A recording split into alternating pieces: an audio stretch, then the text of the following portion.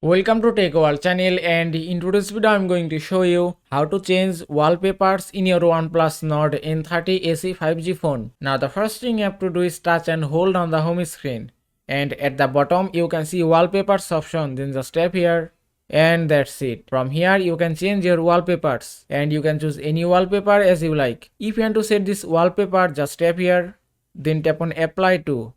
Now here you can see three options: lock screen, home screen and home and lock screen, and you can choose any option as you want. If I select only home screen, and it's done. Now if you go to home screen, you can see in my phone wallpaper has been changed successfully. Now if you go to same settings again, if you want to set any picture as your wallpaper,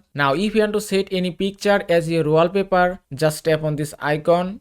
Now from here you can choose wallpaper from your gallery and you can choose any picture as you like. And that is how you can change wallpaper in your OnePlus Nord N30 SE 5G phone. I hope this video was helpful. If it was, please give it a like and don't forget to subscribe.